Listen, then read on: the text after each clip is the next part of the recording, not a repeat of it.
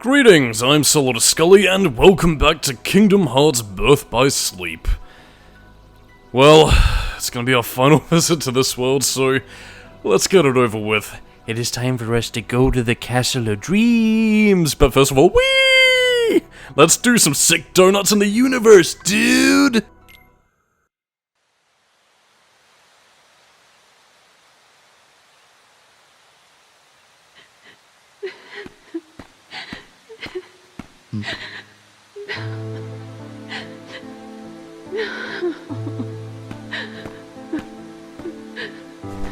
Is something wrong? It's just that my friends made me the most beautiful dress, but my stepmother and stepsisters ruined it, and I was so looking forward to the ball.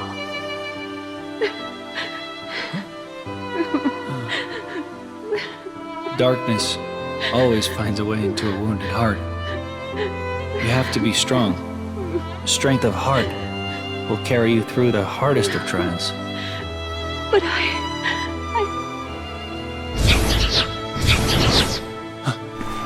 Unversed!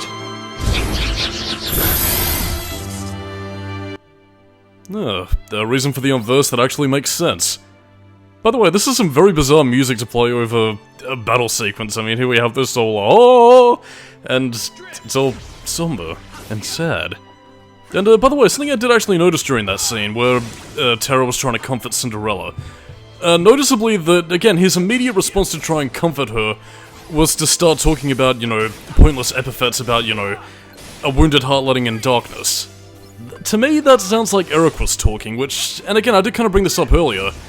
What was Terra's social exposure before leaving the land of departure? Because this right here, to me, kind of indicates that he didn't really see a lot of the worlds growing up, or even really have much of a social life beyond, if there is anything beyond large plains of grass in the land of departure. I mean, if the beginning of Chain of Memories is anything to go by, but I'll let you watch the cutscene and save my thoughts for later. Oh!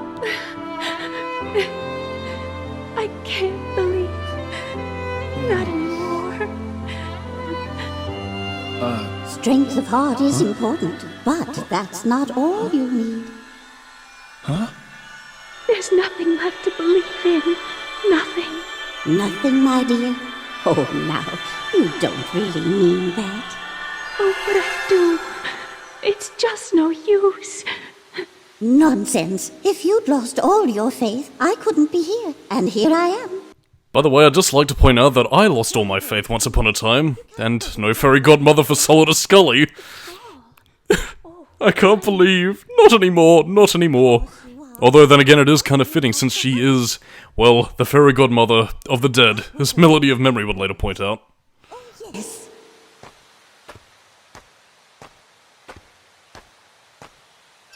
Bibbidi-bobbidi-boo!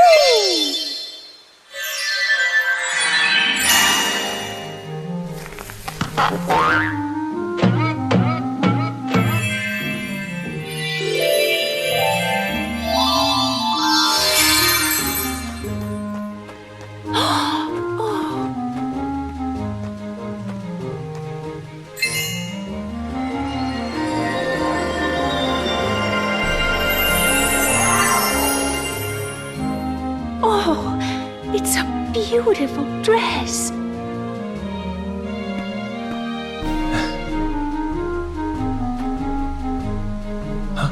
Why, it's a dream come true.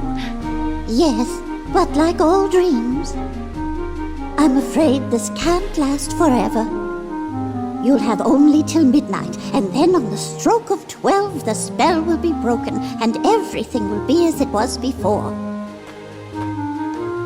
Yes, I understand. So yeah, if you couldn't tell, this pretty much takes place immediately after Ventus' story. Well, after the point where Ventus entered the Castle of Dreams, so yeah, the original dress that he and Jack made, pretty much ruined.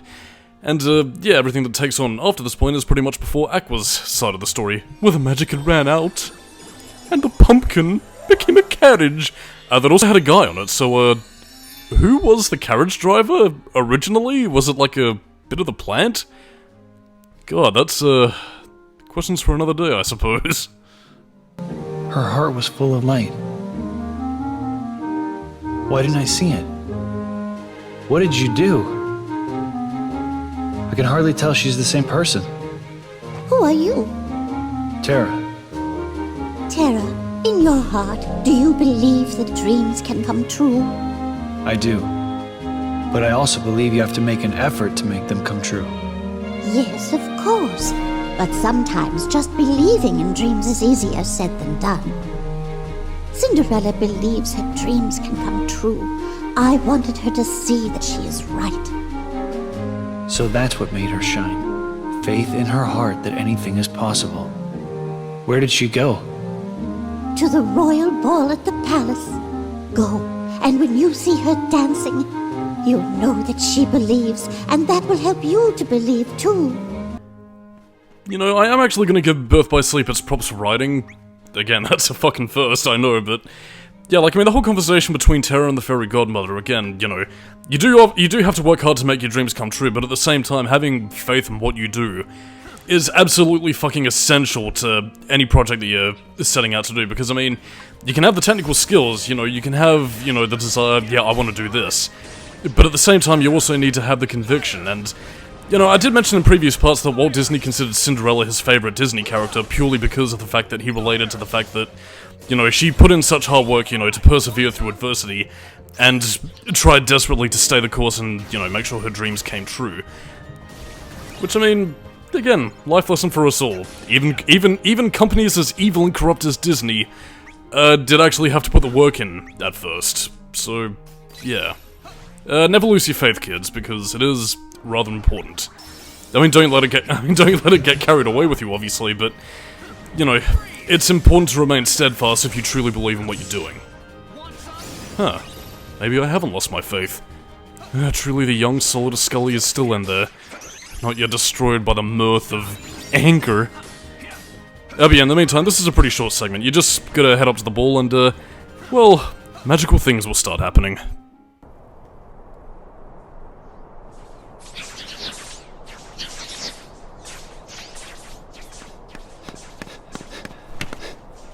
Not here, too.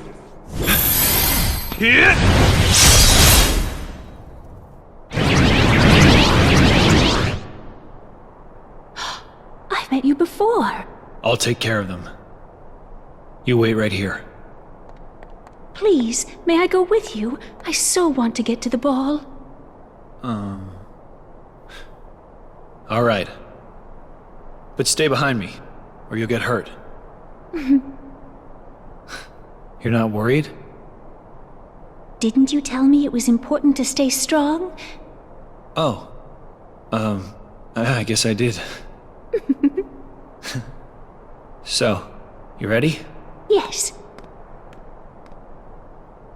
Well, it's official. I now ship Cinderella and Terra. Truly the perfect prince and princess.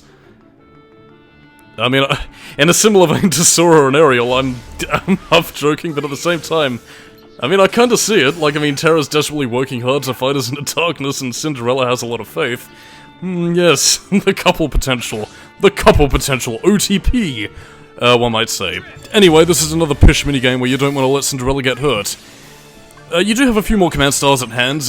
Yeah, I believe at this point I have also... well, either after this or around this point I do unlock Terra's second finisher ability, which, of course, I've decided to delightfully name Rising Cock, although I think that might be a bit later in the part. But anyway, this is Diamond Dust, for those of you who haven't seen it in a while. Anyway, it's pretty much actually kind of a similar factor to the Dwarf Woodlands, actually.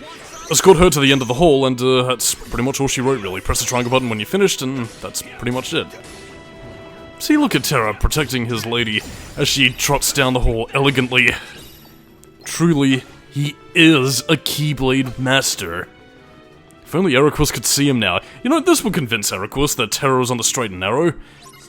And one of the most fitting things about this level in and of itself is that there isn't actually any temptations of darkness. Terra's actually doing his mission here. He's investigating.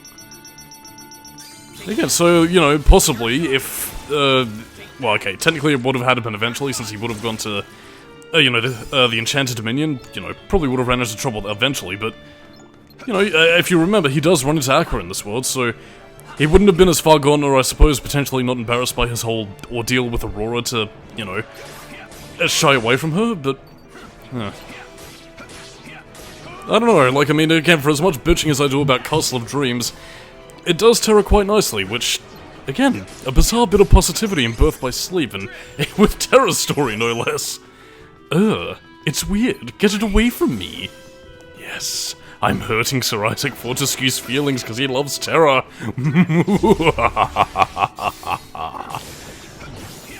I really have nothing more to say here. I'm just paying out for time and, laughing evilly. Yeah, again, you can, again, if you, again, I don't want to say if you overly grind, but again, if you level up quite decently, you can actually do pretty well to defend Cinderella.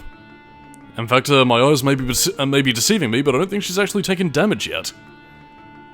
Oh, we finished. Excellent. There we go. Oh yeah, that would impress the ladies. Yes, it would make Cinderella forget all about Prince Boring What's-His-Face, and now Terra can step in as her love interest. But no, the Lords and Masters of the Disney Corporation stress we adhere to canon. Oh, thank you, Terra. Thank you, Terra.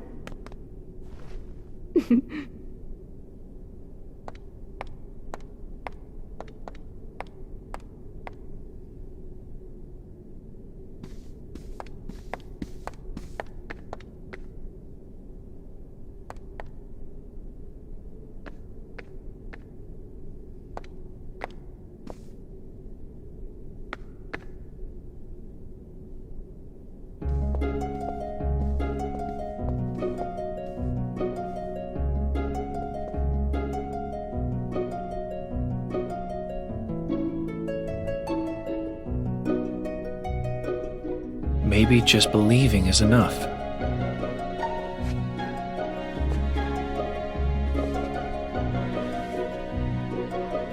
But who is she, Mother? Do we know her? Well, the prince certainly seems to. I've never seen her before. Nor I. But she certainly is. Wait. There is something familiar about her.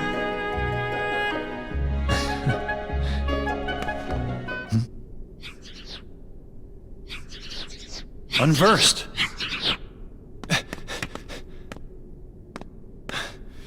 Tell me, how do I get up there? Well, there is a passage beneath the foyer staircase. Thanks. So we have our main boss of the level, plotting a little scheme. And, yeah, you can technically see them dancing. I don't want to interrupt the ball of fuck all nobody there. God, I love the PlayStation Portable. I mean, in fairness, Kingdom Hearts 2 on the PlayStation 2 did this as well, where they could have easily used, you know, 2D billboarded sprites, and, I mean, I suppose technically the PSP could have done similarly, but, you know, it's just funny. I mean, I want to stress, games like Kingdom Hearts 3 do go out of their way to fix this issue with, you know, crowds of inhabitants being there, but, in fact, yeah, again, it actually plagued a lot of games back during this time. I remember, specifically Devil May Cry 3, you know, when the Temminigru was rising out of the ground, they wanted to have, like, a whole escape scene of people, you know, running away in terror. I guess kind of similar to what you saw in Devil May Cry 5 when the Clyforth roots started going about the place, but, again, the PS2 just couldn't handle it. I mean, could have been a CG cutscene, I guess, but, you know, expenses and the failure of Devil May Cry 2, I guess. But anyway, on to more Birth by Sleep topical matters. Yes, it's here where we got Rising Cock. And yes, I'm naming all of Terra's finishes after penises, because I'm the most mature person. And, yeah, that's pretty much it. Oh, it contains a restricted character. And, yeah, a lot of Terra's finishes are Earth-based, obviously, given the element that he's named after, and, again, given the fact that Terra's pretty much power and chaos, yeah, a lot of his attacks are primarily centered around being, you know, Earth-based strength finishes and, well, darkness attacks, so for those of you looking for some very Riku-esque Chain of Memory style damaging attacks, this is pretty much your answer, and yeah, Terra's little block ability is Counter Hammer. Comes in quite useful if you play defensively, and likely would have saved my bacon if I knew what the fuck I was doing while, you know, tangoing against the fucking Spindle in the Enchanted Dominion, but them's the breaks, I suppose. I'm stupid. Yes, Rising Penis. I think that's what I was initially going to name the move, but, yeah, restricted characters, sadly. It's weird, they'll let you name it after, you know, euphemisms, but they'll never let you use anatomical things, as I mentioned beforehand with vagina. Quite strange.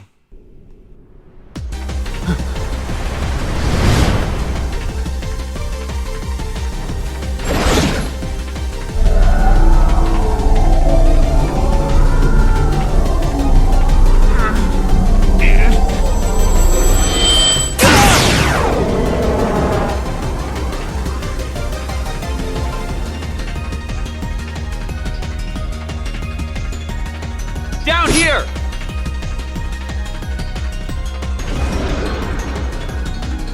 Guards? Guards! Oh, where could they possibly be? I'll take care of this. Oh no, Disney character, the Heartless are here. Run away while we take care of the plot and do some fighting. Birth by Sleep. It fucking loves this trope. Anyway, this is, I can't read that. Ugh, goddamn, my eyes are fucking going. Anyway, I don't know what this boss is called, I'm gonna call him the Music Master, and if he does have an official name, fuck it, that's his name now. Anyway, the best idea I can really have to take him out is primarily taking out his instruments first, using some powerful attacks like Rising Cock, and yeah, that's pretty much it really. Well, you know what this boss battle is gonna be as educational for me as it is for you. Again, he does have his little aggressive phase here as well, but I can't quite remember what a lot of these instruments do. I think they inflict status effects like confusion and such, but apart from that, I can't really remember. So, yeah, really, it's taking out his instruments first, leaving him prone, then attacking the Music Master himself, and bada bing, we do the thing. And don't hit him when he's red like that, otherwise you will be sorry! But yeah, he's not going to remain idle for long, he is pretty much just going to jump around, slam you down, and, you know, try and hit you with his little conductor baton, so, yeah, don't remain too idle. But, you know, take out his instruments first. It's the key to getting to the Music Master, for without an orchestra, he is but, well, a conductor that's out of work. Yes, indeed. Maybe this is Yoko Shimomura's Unversed. Who knows, really? I don't know, it actually would be a slightly funny in-joke if they had that in there. But, anyway. Yeah, you notice I'm also making use out of Aqua's D-Link. There we go. Excellent! The Music Master has been silenced.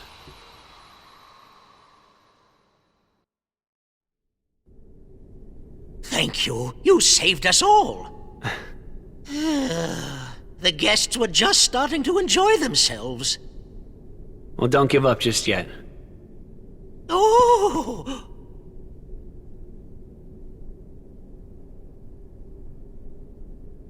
Tell me something. Have you always had a problem around here with those monsters? No, I believe they began to appear shortly after a boy in a mask arrived in our kingdom. Those that saw him said the monsters obeyed his every command.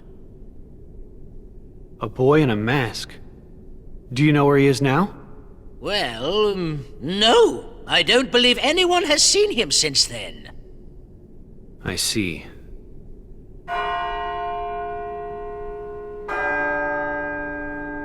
Oh, my goodness. It's midnight. Yes, so it is. But why? Goodbye. Wait, come back. Please come back. I'm sorry.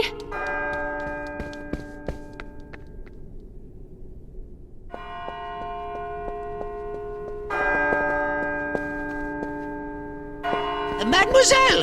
Senorita! Wait!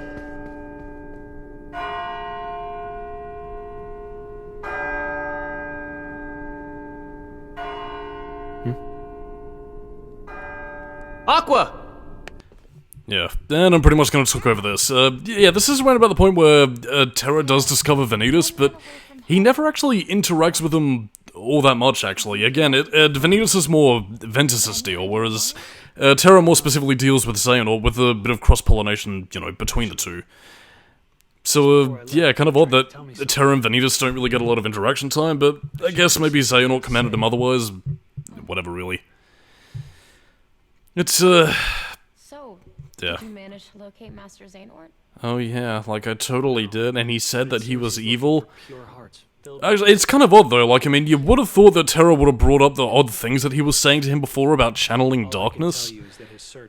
I don't know, that you would have thought that would have been something to bring up to Aqua, but I don't know. See if I can find more clues. I guess maybe subconsciously Terra is also thinking about the fact that, you know, Aqua's a Keyblade Master and might try and pull rank above him where she shouldn't, given their friendship status. I can't really say for certain, but... You still have the same dream?